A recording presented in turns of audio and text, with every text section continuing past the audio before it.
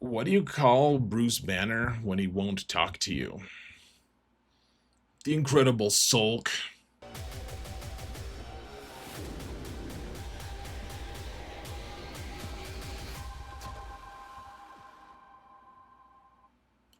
Hello everyone, and welcome to another episode of Zareth Prevails. Today we're going to talk about the best 3v3 defensive teams in all the land. This is going to be a very defensive-heavy season, and it's going to be very worthwhile to focus on these amazing teams and team comps. I also have an offensive teams video that I'm releasing at the exact same time as this one, so go check it out in the video description. It's linked, or stay to the end of this video. It'll also be linked there. Huge shout out to my patrons. You guys are amazing. Thank you guys so much for all you do. I really truly appreciate every single one of you. And if you want to support this channel for free, folks, all you gotta do is hit that thumbs up button, like, subscribe, comment. Please help me mount the algorithm. And also, if you want to help, pay attention to a word from our new sponsors. Now, before we slide all the way into our video today, I wanted to recommend a game we all know and love called Marvel Strike Force. Marvel Strike Force is a free mobile squad RPG that lets you take your favorite team of superheroes and supervillains into battle to fight to save the universe against threats such as Doctor Doom and Apocalypse. As you can download this game for free with the link in the video description, or there's a QR code above my face. You can use that as well. Build a powerful roster of both heroes and villains from across the multiverse, such as Iron Man, Wolverine, Venom, and several others. Use your roster and discover powerful team and faction synergies while you battle in game modes like Blitz, Arena, or my favorite, Cosmic Crucible, where you pit your roster against other players in a tournament. Join an alliance with others to complete raids, earn rewards, and compete in epic weekly alliance wars. New players can unlock up to 17 characters in the first 30 days, including heroes you know and love such as Spider-Man, Thor, and Captain America. Right now, you can unlock the latest legendary character, Quasar, for free in the Harbinger event. Complete objectives to earn Quasar character shards. Quasar is the first legendary character required to complete the Age of Annihilus. Right now is the perfect time to start playing Marvel Strike Force. To celebrate Marvel Studios' Thunderbolts, Marvel Strike Force is giving away 5 powerful characters for free. For a limited time, use promo code BUCKY to unlock Red Guardian, Yelena Belova, Ghost, Winter Soldier, and Taskmaster. Don't miss this exclusive promo code. Redeem your squad for free today. Also, for a limited time only, you can unlock Ironheart in celebration of the upcoming Marvel television show, Ironheart. This game is a lot of fun and can feel really rewarding. With all the free unlocks you can earn immediately as a new player, it's time to give it a try.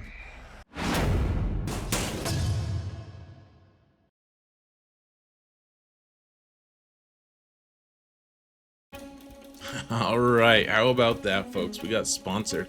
Super fun. And let's start talking about our defensive team. So one of the things, of course, that is going to inform our decision making on defense and offense is what kind of datacrons are available. And the one thing you want to keep in mind, well, there's a couple. First off, focus datacrons are very, very strong this season. That's just how it is. 3v3 especially, like we have the Dad Bod Boba team that's going to be very strong again against certain squads. We have Afra doing stuff, and then we have the Pointy Teeth Ray squad, and we have the Hoda one. So we're going to talk about all those. The other big factor here, folks, and if you want to make your defense really strong, and I realize that you might have to spend more resources than you want to do this, but if you want to make your defense really strong, re-roll those stats to get percent defense on a lot of your teams, and it's going to change the counters that are available to what your opponents are using. And so getting a lot of that stat stuff. Like, people are going to spend an enormous amount of resources trying to get their Datacrons up to those really high defense percentages. I'm sure that this season I'm going to face a ton of people who have 600 to 800 rerolls on their mods or on the Datacrons. That's just how it is. So there's also a really good Varys Omicron, and if you use her with this raid team, that lets you then put Ezra back on Ahsoka. Now, the raid team with a ton of defense on it and making Varys really tough to kill as well with one of the really strong level 6s for her is going to be really good. Like the damage reduction on Varys is just going to be stupid. People are going to just time out on this team a lot. So this squad's going to be really annoying on defense, and people are going to be putting so many good teams on defense that I just don't know how we're going to be able to kill all the good stuff on defense, frankly, guys. So the Rey team, the Ahsoka team with Ezra, and then typically you want Huyang on here. Actually, Sabine is, if you have her modded better, or if she's just more favorite to you for some reason, you like purple hair, you could always use her. And you could always use her, and honestly, just lots of defense on the Datacron here is going to be good. And then having a fast Ezra, like super fast, so that he can outspeed Great Mothers. You just really want to avoid people getting cheap kills. What you really want to do is lure people into feeling like they have to use Leia, especially if you have a good Lord Vader team below, because Leia is going to be needed for any of these teams. Leia probably beats this Rey team, but does she also beat the Ahsoka team and the Lord Vader team for you? The answer is no. She can beat one team. That's how it works. If you don't know that, you obviously shouldn't. Like, why are you watching this video? Leave. No, I'm kidding. Don't leave. I'm sorry. I apologize profusely. So anyways, the Ahsoka team with Ezra on it is obviously a lot stronger, and we don't have to use Watt as the third member of the team anymore or anything weird like that. We can just have a straight up Spectre team, or maybe you just haven't farmed the Ahsoka team and you don't have to worry about this. Ezra is still pretty good with Rey, and like if you're like my alt, who's at what, 10.6 million, I don't have Varys leveled up or anything. I'm not gonna work on her Datacron, or on her just for her Datacron, especially because now she's doesn't look like she's gonna be amazing in the, like, she's not gonna be part of the Mace squad or anything in the future. So anyways, you can still put Ezra on the Rey team if you don't have Varys, or even if you do have Varys, then you can find another place to throw Varys, I guess. I feel like I'm saying Varys too many times. Lord Vader, the team is going to be a lot stronger if you happen to also have CX2 available. I really don't. I would love to spend the crystals, but I would also love to not run out of crystals, so I'm not going to get him up and running. So instead I'm going to put Royal Guard here. If by chance you somehow don't have a Relic 9 Apo, I realize a lot of people don't. If you don't, if you just, it's an old school Lord Vader, then I guess you could keep him for offense with Royal Guard and like Thrawn, or Maul and Thrawn, and you can counter some mid-level stuff. It's super fun. Pretty soon we'll all have a good Lord Vader team, if we have a Lord Vader team at all, so that'll be nice. That'll be nice. Now, the really big scary thing this time, guys, is Supreme Leader Kylo with Pointy Teeth Rey with their focused Datacron. Every time someone takes a turn, she's going to take a turn. She's going to be deleting a lot of stuff. It looks like Bane probably beats this team, and then probably not much else, actually. Maybe Jedi Master Kenobi, and then if your opponent fails like twice or 3 times on your Kylo team, they're probably just screwed. You probably just won, and you want Kylo Ren here, and instead of Hux, even though Hux can be really nice against a lot of different things before the Datacron, you want this so that Kenobi with Cat can't just immediately delete Darkseid Rey. Pointy Teeth Rey, we want to be able to take her out as soon as possible, and in order to do that, we have to bypass a taunt like Kylo's in order to then delete Varys, and so that means we have to pop the ult, and it's a gamble. I don't think it's gonna work really with Kenobi. I think Bane or nothing. I think people are gonna just get stonewalled this season. I don't know if that's good or bad, but this team seems a little overpowered in 3s, and I guess you could keep the Kylo team for offense. I don't think it's gonna be that consistent to win in the mirror, however. Well, we'll find out. as we get more data, of course, because it's tough to test these things with Omicrons plus Focus Datacrons. Jedi Master Luke on defense with Jedi Luke and Hermit Yoda, and of course Hermit Yoda's Focus Datacron. This team, like Jedi Luke, is going to take 1,000,000 turns in a row, and I think the AI will do an okay job of trying to do that. So I think the squad is going to be super obnoxious. We'll have to see. Maybe there's some kind of glitch. Maybe we can find a really cheap counter to it.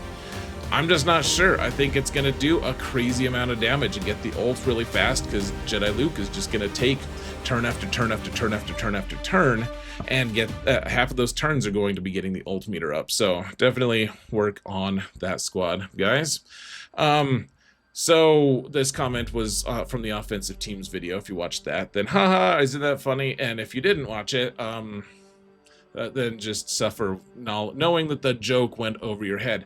So Skywalker, with these, like, you can put him on defense. It's okay. It's neither great nor bad. Like, it's kind of on the top here just because he's Relic 9, and he just kind of came next in my team building. I go from top to bottom typically on the roster, and then split them between offense and defensive teams. Balin's Skull and his Mercs, I mean, they don't have the Merc Cron anymore, but this team is still going to be fairly obnoxious on defense, so I would do that. I'd go ahead and do that, especially because no one really understands how Balin works on offense or where he's supposed to be used at this point, so putting him on defense is the best any of us can do. It's the really good advice, I'm sure. So Darth Malgus and Malak with Basti, because otherwise you want Darth Revan here, but if you have the Zalbar Omicron, then you probably want to just keep that team for offense. Sometimes on defense, I suppose, but you want this team to be able to take out things like Inquisition, and I mean, there's not an enormous amount. Like, this team will kill some Great Mother squads, I guess.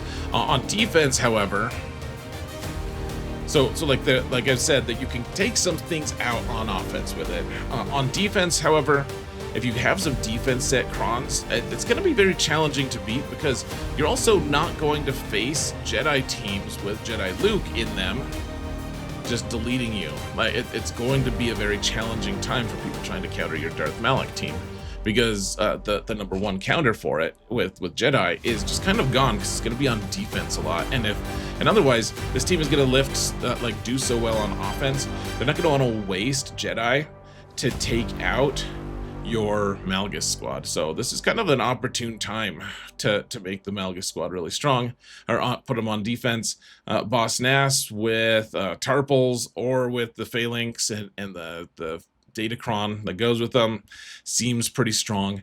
Bad Batch, no one knows how to use them really, or what any of them do. All we know is that at least one content creator whose name starts with an X is constantly yelling at the top of his lungs, work on your Bad Batch. And it just so happens to be, we have a Bad Batch cron that works well with them. The Crosshair Datacron works really nicely with them. No one understands their mechanics, and this is a great opportunity for your opponent to lose because they don't understand something. It's a great opportunity for that to happen. So I think that this is the best comp. I almost lost to this comp a couple times, I think, last season. It's a very strong team-ish, at least with a Datacron. We'll see. I don't know how much use it's going to get in 3s as opposed to 5s. I think in 5s we keep it for offense, but I mean, maybe we put it on defense, but that's a different discussion.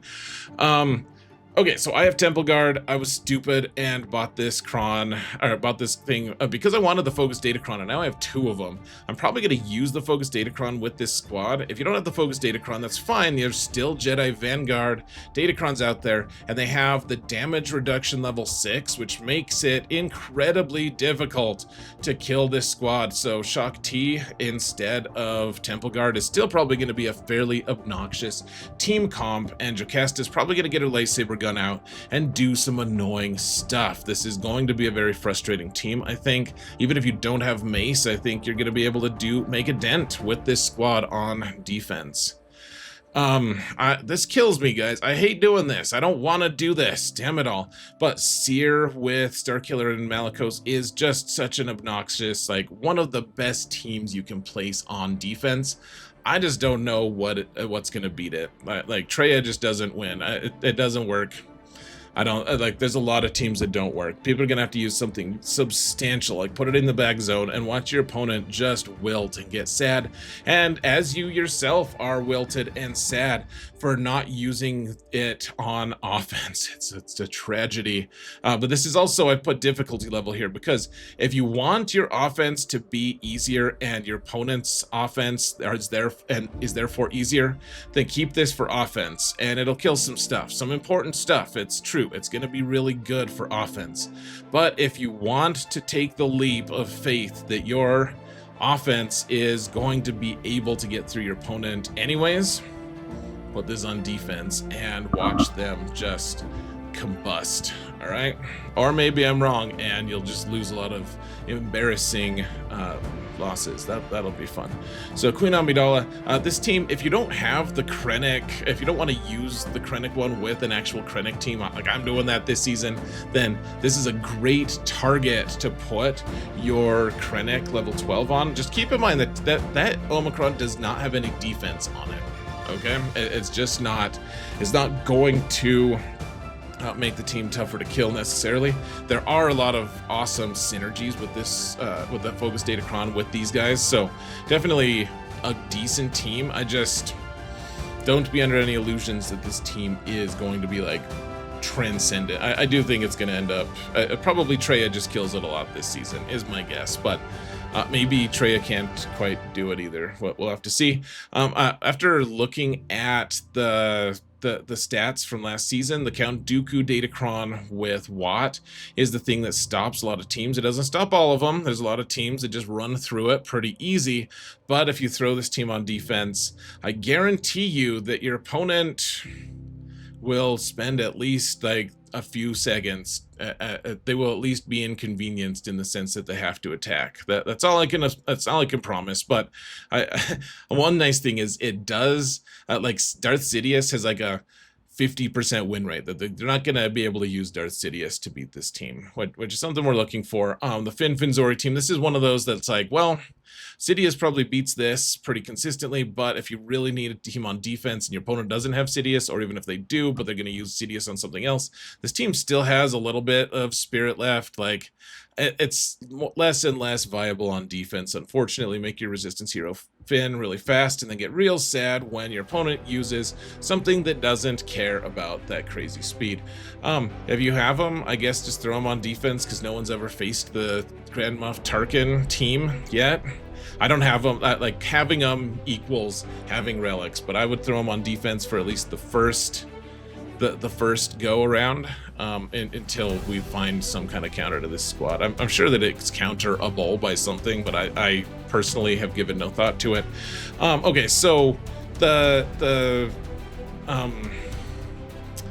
Darth Revan team is with Zalbar. Like, this is a really fun team. We have the Focus Datacron, and if your opponent is placing their guns a lot, then it seems like this team on defense is also really good because they don't have guns to easily unravel it. Otherwise, if you think they're gonna use guns for offense, then this team is just a liability. Of course, they only have one squad of guns, so maybe they'll use guns on something else.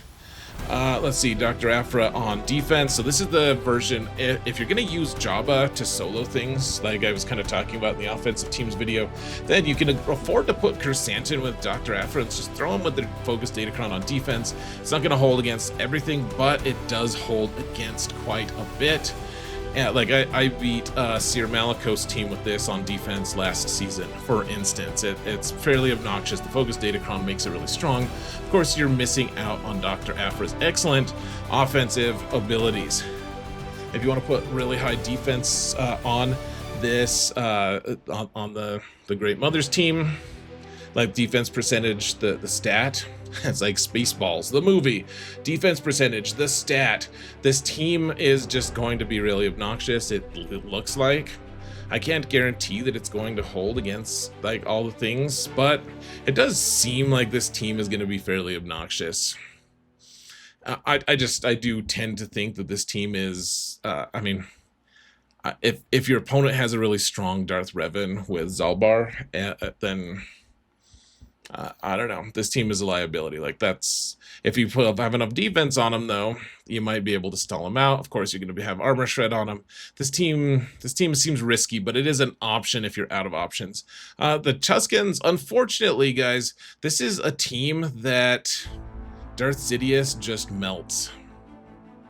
Unfortunately, if you really need to put it on defense, or if your opponent doesn't have Darth Sidious, like my alt account does not have Darth Sidious, or you put down so many teams that your opponent can use Darth Sidious on, then this team has to be dealt with by someone. And if it's not Sidious, then who? Like, the squad isn't bad.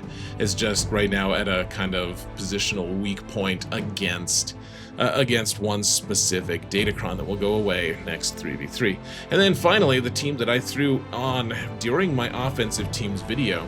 This team is also kind of a last recourse team. Unfortunately, it's mostly been solved, and a lot of people know how to beat it, but it can still steal banners, and if you put down just a hectic, stupid, annoying defense, then this team doesn't casually beaten, right? Like, you can't just be like, oh, I'll just use like this random crap squad to beat it and hope you can beat it. So like, this team is decent in conjunction with a huge awesome defense from everywhere else, right? So it's a good squad if it goes with a really good defense. Otherwise, expect it to get beaten fairly easily by someone's Galactic Legend, and that'll be great. We'll all have a good time then. So anyways, those are the defensive teams right now, folks.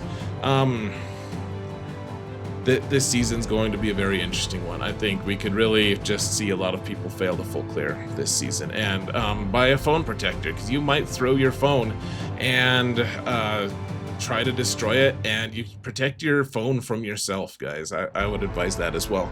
Anyways, that's it for today. I'm gonna cut you loose, guys. Thank you all so much for watching, and remember that in all things, Xerath prevails.